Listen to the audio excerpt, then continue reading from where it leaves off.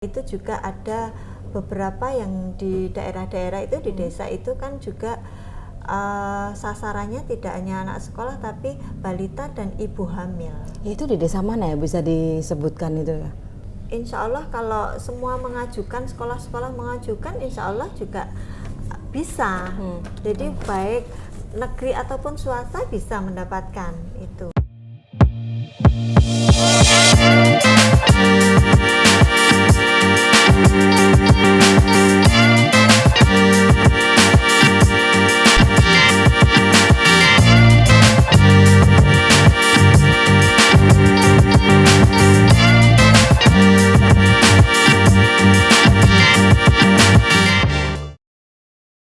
Assalamualaikum warahmatullahi wabarakatuh. Jumpa lagi di PWMU Podcast bersama saya Rista Erviana Giordano. Tentu saja di channel YouTube kesayangan kita PWMU TV.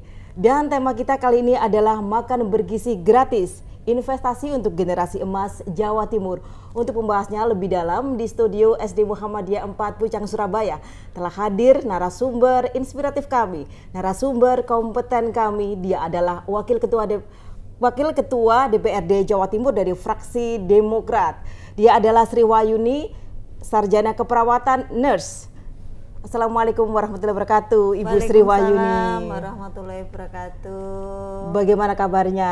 Alhamdulillah baik, Mbak Rista. Senang sekali bisa hadir di PWMU TV. Ya, PWMU TV ya. PWMU TV. Ya, senang sekali bisa hadir di tempat ini. Ya, ini kan sebagai politisi yang ngomong dulu ya, ini sebelum ke temanya ini ya. Yeah. Sebagai politisi yang baru ini, Bu Sri Wayuni ini sangat cantik sekali nih ya. Ini bagaimana sih dari sarjana keperawatan jadi kepala perawat, kok bisa sih terjun ke politik ini? Ini dunia politik ini bagi perempuan kan juga nggak banyak juga sih, walaupun kan targetnya 30%, tapi kan juga nggak banyak-banyak amat gitu ya. Ini bagaimana ceritanya ini? Ceritanya ya mungkin ini takdir Mbak Rista. Jadi alhamdulillah saya 3 bersaudara. Jadi kakak saya yang pertama kebetulan juga anggota DPR Kabupaten, beliau 5 periode sama dari fraksi Demokrat, dan adik saya juga anggota DPRD Kabupaten saat ini 3 periode. Mungkin dari situ kemarin saya diminta untuk ke provinsi. Jadi, langsung gitu ya, langsung tertarik gitu ya. Alhamdulillah takdir yang membawa saya di sini. Tapi ya, tetap semangatnya fastabiqul khairat ya. Iya, mudah-mudahan bisa bermanfaat untuk lebih banyak orang lagi. Kalau dulu merawat 1-2 pasien di wilayah Bojonegoro saja, tapi saat ini di wilayah Jawa Timur. Ya, ini terkait dengan tema kita ya, ini kan masalah MBG ya, ini investasi untuk generasi emas Jawa Timur ini. Sebagai pimpinan DPRD ya, Wakil Ketua DPRD Jawa Timur ini, bagaimana Anda melihat semangat dan arah besar dari program MBG ini? MBG ini bagian dari sumber daya pembangunan manusia. Jadi untuk generasi kita yang akan datang ini sangat bermanfaat sekali, apalagi sasarannya itu anak-anak sekolah, di mana anak sekolah ini dalam proses belajarnya kalau dia itu posisi perut ini terisi tidak lapar, kan tidak terganggu proses belajarnya. Jadi sangat membantu sekali untuk kecerdasan anak-anak sekolah ke depan. Jadi mudah-mudahan MBG ini tidak hanya cukup 1-2 tahun saja, mudah-mudahan program ini berkelanjutan gitu ya. Ya. Ini menurut dari kacamata pimpinan DPRD Jawa Timur ya, ini kan pelaksanaan MBG di Jawa Timur ini, apakah ini bisa menjadi investasi emas jangka panjang untuk meraih atau merealisasikan dari generasi emas mendatang?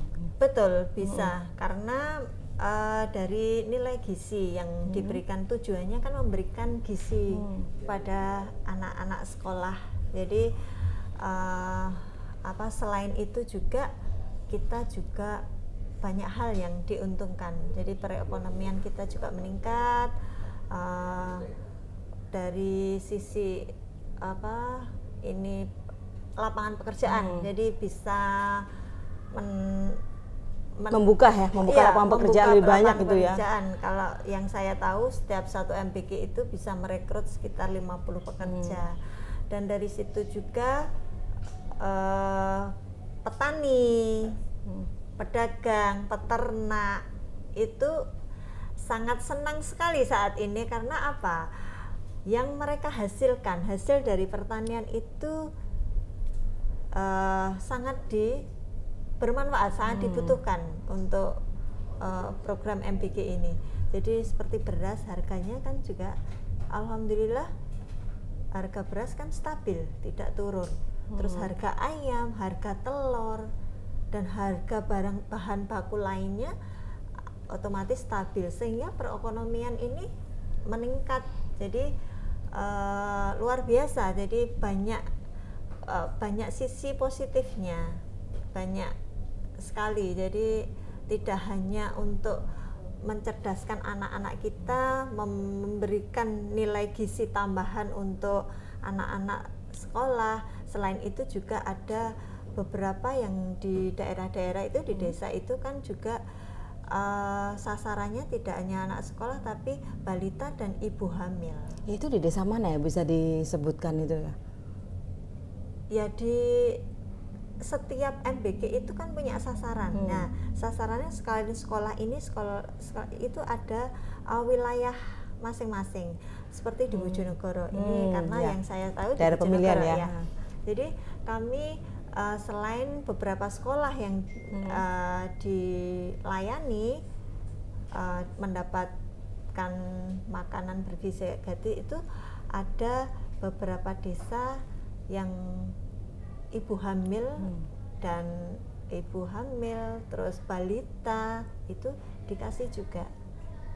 Jadi ini MBG ini bukan hanya untuk anak-anak sekolah ya, tapi juga ibu juga balita, terutama balita, ibu hamil ya. Ibu hamil, balita, ibu menyusui itu didata dan dikasih, termasuk diikutkan di sasaran. Jadi masuk ya untuk ibu hamil juga ya. Betul. Berarti ini apakah menurut Anda program makan bergizi gratis ini bisa itu berhubungan juga untuk pembangunan generasi Jawa Timur ke depannya gitu ya? Betul sekali, bisa untuk cita-cita bangsa kita kan mencerdaskan ya generasi muda ya, menjadikan generasi emas di tahun 2045. Jadi selain mencegah stunting kita, programnya kan juga ada MBG ini, sehingga nanti di 2000, mudah-mudahan di 2045 nanti generasi emas bisa terwujud. Ya ini sebagai wakil rakyat ini ya, bagaimana sih dari Anda untuk memastikan program MBG ini nggak hanya cuma 1 tahun, 2 tahun, cuma dari pemerintahan Pak Prabowo Subianto, tapi juga berkelanjutan. Apakah ini ada masuk itu mungkin ada wacana atau masuk ke draft di DPRD Jawa Timur gitu? Karena ini program pusat ya Mbak, jadi di DPRD kita mendukung, kita berikan dukungan penuh. Jadi untuk anggarannya kan semua dari pusat. Mungkin ada usulan gitu dimasukkan ke draft untuk disampaikan ke pemerintahan pusat gitu, mungkin dari fraksi Demokrat gitu ya, agar program ini tetap berkelanjutan gitu.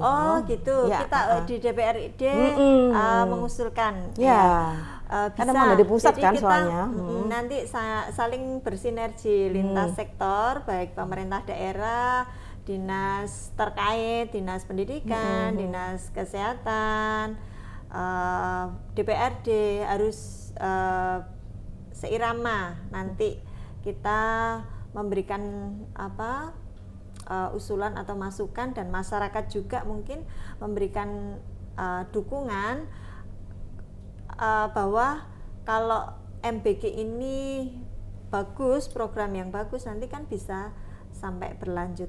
Jadi intinya memang harus dilanjutkan ya. Iya. Ya kita jeda dulu ya, nanti kita Iya. kembali ya setelah minum. Iya. Ini dari ini areanya Kimas ini ya. Cuman ini monggo diminum ini ya. Ini Kimasnya ada di sini ini. Ya, terima Monggo. kasih.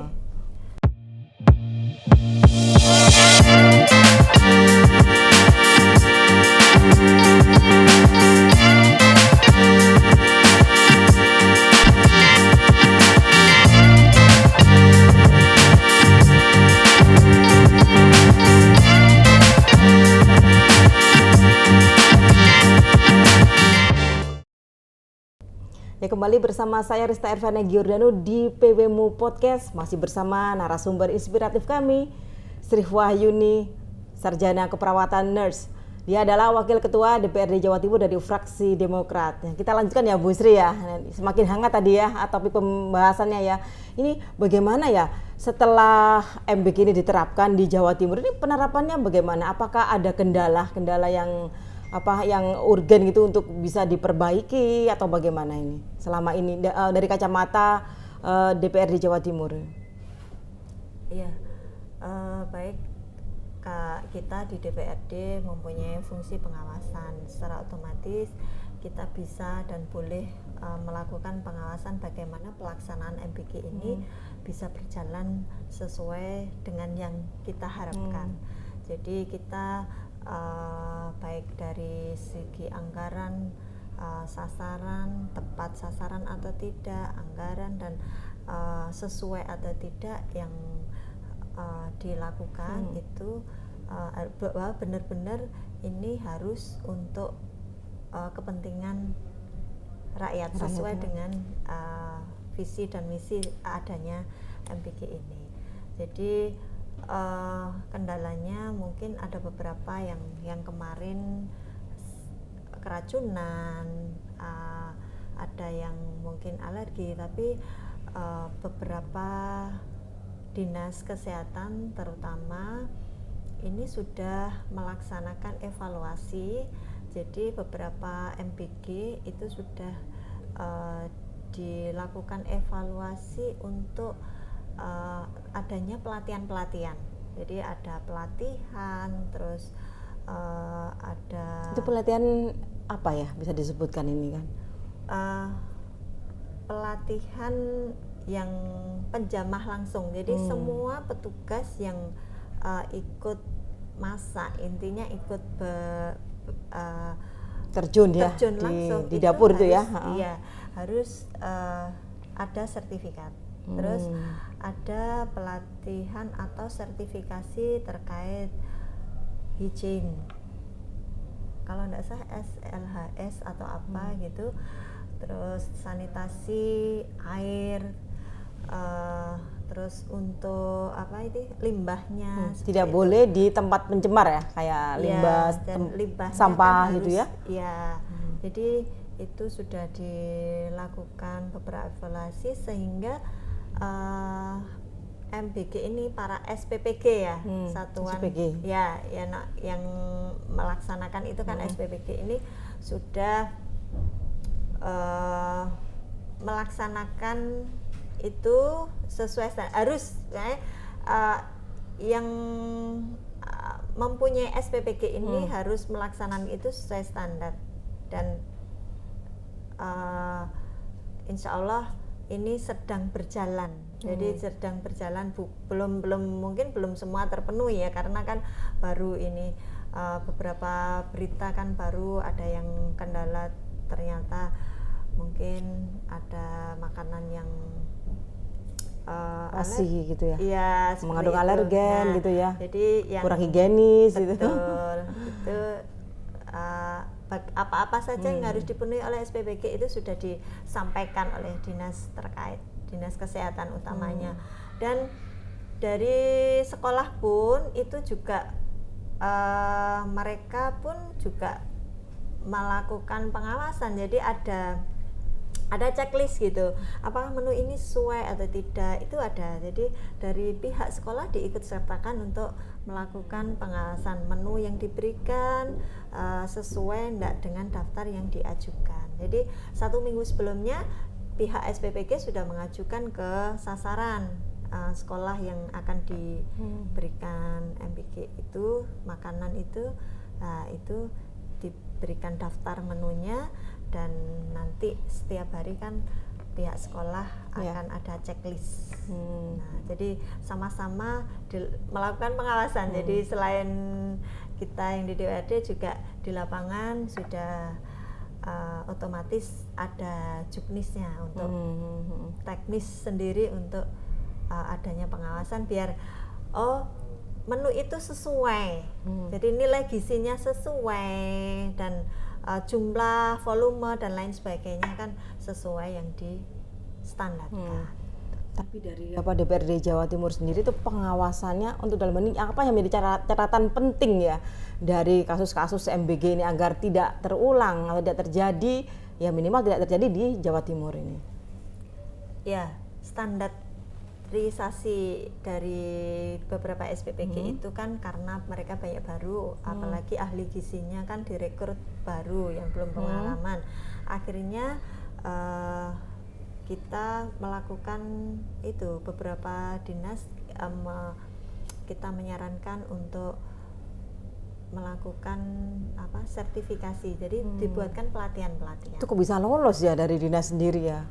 Karena memang kan ini program baru, jadi mungkin belum ada sosialisasinya kurang gitu ya. Jadi banyak hal yang harus nggak langsung bagus seperti kan nggak ada bisa, evaluasi terus ya. Ada evaluasi, dan kita terus melakukan evaluasi biar ke depan kan lebih baik, dan supaya hal-hal yang kemarin terjadi, hal-hal yang tidak diinginkan kemarin itu supaya ke depan tidak terjadi lagi. Ya, untuk pemetaan daerah-daerah yang prioritas ini apakah sudah dilakukan oleh DPRD Jawa Timur ini? Pemetaan daerah, ini yang prioritas karena ini memang banyak ada kemiskinan ekstrim, ada stunting di situ. Apakah kalau sudah dilakukan yang saya itu? tahu ini semua ya, yang semua itu mendapat, sekolah itu kan mendapat, jadi sesuai dengan belum merata kayaknya lokasi dari SPPG itu, lokasinya di sini, sekolahnya itu sasarannya ini gitu. Jadi kita pengajuan tiap titiknya itu kan juga online. Jadi dari masing-masing daerah itu kan mengajukan titik-titik lokasi. Jadi kalau insya Allah kalau semua mengajukan, sekolah-sekolah mengajukan, insya Allah juga bisa. Jadi baik negeri ataupun swasta bisa mendapatkan itu. Semuanya ya? Iya. Semuanya. Untuk kesiapannya mereka sendiri pihak sekolah selama ini ada catatan dari wakil rakyat untuk sekolah-sekolah yang mengajukan, maksudnya? Ada catatan enggak? Catatan dari kita? Dari wakil rakyat lah untuk sekolah-sekolah ini. Sebenarnya karena ini kan program dari pusat, jadi semua masyarakat bisa mengusulkan. Jadi kita di sini kan fungsinya kan di DPRD pengawasan, dalam hal ini pengawasan karena penganggarannya kan juga dari pusat semua. Jadi kita yang di DPRD provinsi mendukung penuh adanya MBG ini, dan kita melakukan pengawasan apakah program yang dari pusat ini bisa terlaksana dan berjalan baik atau tidak di masyarakat gitu. Ya, ini apa sih tantangan terbesar ya selama ini ya dalam pelaksanaan MBG di Jawa Timur? Tapi jangan dijawab dulu, kita akan kembali setelah jeda berikut ini.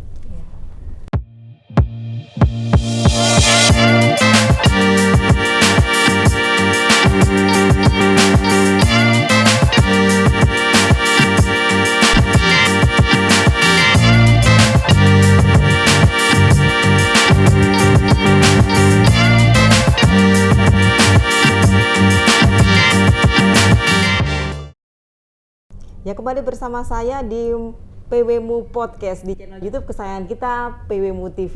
Masih bersama narasumber inspiratif kami, Ibu Sri Wahyuni. Ya, kembali lagi ya, kita bahas lagi ya. Ini apa sih tantangan terbesar ya dalam program MBG di Jawa Timur ini? Tantangan terbesar. Ya. Sebenarnya tidak ada tantangannya ya, karena program ini bagus, program dari pusat, langsung untuk masyarakat, langsung bisa dirasakan oleh masyarakat dan manfaatnya kan banyak, luar biasa di masyarakat.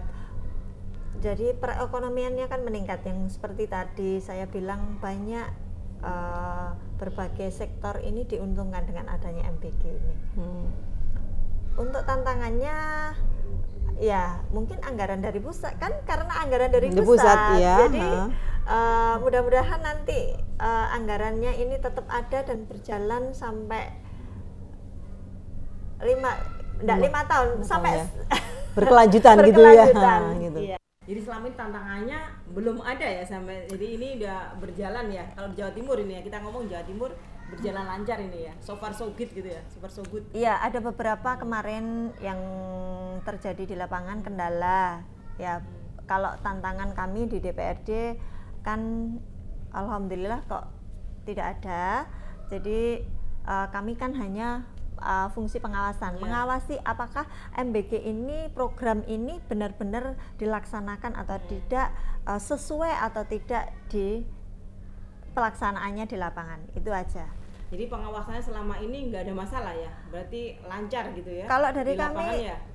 enggak ada masalah, hanya saja mungkin ada beberapa SPG yang harus memenuhi standar. Jadi oleh karena itu dilakukan evaluasi sehingga mereka harus memenuhi standar itu, pelatihan, harus ada sterilisasi, harus ada uji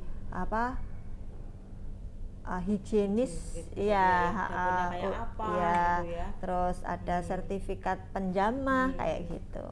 Jadi ini program MBG Jawa Timur ini tidak ada masalah dan melibatkan langsung juga ya, selain sinergi dari Pemprov dan DPR Jawa Timur, juga dari masyarakat sendiri ya, sinergi sama wakil rakyat gitu ya, dan juga pemerintah provinsi ya.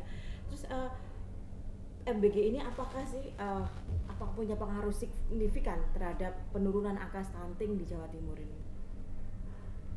Insya Allah nanti bisa. Kalau stunting itu kan kita sasarannya itu mulai dari remaja, ibu hamil sampai anak usia balita. Ya, karena penyebab daripada stunting itu dia kekurangan gizi yang kronis dalam jangka waktu yang lama. Makanya kita program pemerintah untuk mengatasi itu kita kawal mulai dari remaja jangan sampai anemia, terus ibu hamil jangan sampai terjadi anemia, harus periksa, dan kita juga sudah jemput bola untuk mengatasi stunting ini. Ini jadi merembeh ke stunting ya. Karena kan dan ini juga untuk terus balita juga, iya, terus balita juga diberikan gizi juga dari ini MBG-nya. Ini dari PAUD kan juga dapat MBG. Nah, untuk yang dari kasus beberapa daerah yang ada keracunan makanan, kan itu bisa menjadi tantangan tersendiri ya bagi Jawa Timur ya. ini kan pengawasan juga harus diperketat juga ya ini, dan juga ada juga sih yang apakah sih sekolah ini swasta negeri kan dapat semua ya kan. Tapi ini apakah sekolah-sekolah yang notabene anaknya orang-orang mampu juga menjadi sasaran khusus dari MBG ini juga di Jawa Timur maksudnya ini? Iya, sebenarnya ini mungkin kita berikan pengertian kepada lembaga pendidikan ataupun guru ataupun orang tua untuk menjadikan program ini sebagai pendidikan karakter dan kebiasaan hidup sehat. Walaupun orang tuanya kaya, walaupun mampu, belum tentu juga gizi yang dikonsumsi itu cukup. Jadi tidak ada salahnya ini kan kita memberikan gizi. MBG makan bergizi, bukan hanya makanan saja. Jadi kan belum tentu makanan yang dikonsumsi itu ada nilai gizinya, karena di MBG ini kan ada ahli gizinya juga dan semua dilibatkan ini dilibatkan. Ya ini untuk sejauh ini apakah program makan bergizi gratis ini udah bersama dengan UMKM setempat atau BUMDes itu meningkatkan perekonomian rakyat di sekitar sana, terutama di Bojonegoro daerah pemilihan? Otomatis sudah ya, karena walaupun toh tidak dengan UMKM atau koperasi, otomatis yang para pedagang, petani, penjual sayur, daging, telur dan lain sebagainya itu kan mereka dilibatkan. Tahu, iya, tahu, tempe, iya. Tapi semua dilibatkan. Jadi UMKM, tahu, tempe, itu peternak, petani, semua dilibatkan. Jadi perekonomian bisa meningkat. Ini kan anggaran dari pusat ini ya. Iya. Ini kan walaupun anggaran itu langsung dari pusat, ini kan dari DPR sendiri kan ada fungsi pengawasannya, bagaimana anggaran itu tepat sasaran atau harus seperti apa ini pengawasannya? Ini harus hati-hati dari pusat langsung kan ini ya. Iya, makanya kita harus bersama-sama kita mendukung dan sama-sama kita mengawasi. Jadi selain dari DPRD juga ada pengawasan dari sekolah, dari masyarakat yang penerima manfaatnya ini. Jadi kita sama-sama melakukan pengawasan terhadap program MBG ini. Kalau kita saling mendukung, insya Allah program ini juga akan bermanfaat untuk anak-anak kita, untuk generasi kita yang akan datang. Ini untuk selama ini kan tolak ukur dari keberhasilan MBG di Jawa Timur ini apa ya menurut wakil rakyat sendiri ya? Selama ini udah jalankan ini ya, walaupun belum lama sih ya, pasti ada plus minusnya gitu. Ya, tolak ukur keberhasilannya kan selama yang dilaksanakan ini ya, tentu nggak lepas dari plus dan minusnya kan gitu ya. Nanti ya tolak ukurnya berarti di masyarakat menerima program EBG ini dengan baik dan anak-anak penerima manfaat menerima dan dimakan langsung dirasakan ya dirasakan oleh sasaran itu. Jadi tingkat keberhasilan dan tidak ada yang keracunan, tidak ada yang ada keluhan yang kayak belum ada kemarin. Yang menolak ini ya, belum anak-anak ini ya, belum ada ya di Jawa Timur. Ya beberapa kemarin ada, tapi kan tidak banyak karena yang menerima manfaat ini kan banyak, besar sekali. Jadi setiap SPBG itu ada 3.000 sasaran yang diberikan makanan bergizi. Kalau misalkan ada yang 1, 2 atau berapa, mungkin satu SPBG sekolah. Kalau jadi satu SPBG itu tidak hanya satu sekolah yang dilayani, 3.000 sasaran, 3.000 penerima manfaat yang dilayani. Jadi tidak hanya satu sekolah, ada 3-4 sekolah dan ada wilayah desa seperti ibu hamil, balita dan lain sebagainya itu. Jadi istilahnya MBG ini ya cukup ini ya cukup luar biasa nanti gitu ya. Jadi kalau misalkan hanya satu sekolahan yang bermasalah, berarti kan bukan SPBG-nya, karena SPBG ini melayani banyak sekolah ya. Ini terus harapannya ke depan ini terhadap pelaksanaan MBG di Jawa Timur ini apa nih? Harapannya ya kami di DPRD bersama-sama dengan masyarakat kita saling mendukung dengan adanya program pemerintah ini. Mudah-mudahan program ini bisa bermanfaat untuk anak-anak kita, generasi kita. Semoga generasi kita bisa menjadi generasi yang cerdas, pinter, hebat dan nantinya bisa berdaya saing. Dan terrealisasi ya, generasi emas tahun 2045. Amin ya. Ya.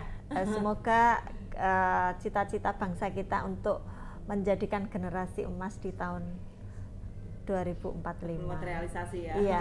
Ya, terima kasih Bu Yeah. Yuni sudah datang Yeah. di PWMU Podcast. Yeah. Pencerahannya sangat bermanfaat ya bagi kita semua, dan Amin. juga untuk sahabat Amin. juga sahabat di PWMU Podcast ya. Jadi yang tidak tahu diharapkan sudah menjadi tahu dan paham ya. Ya, Yeah. tetap semangat Bu Yuni. Terima kasih tetap banyak berfastabihul Mbak Rista. khairat. Ya. Sampai ketemu lagi ya insya Allah kapan-kapan ya. Iya. Ya Sama-sama. demikian PWMU Podcast kali ini. Jangan lupa tonton terus PWMU Podcast hanya di channel YouTube PWMU TV. Saya Rista Irviana Giordano. Wassalamualaikum warahmatullahi wabarakatuh. Sampai jumpa. Waalaikumsalam warahmatullahi wabarakatuh.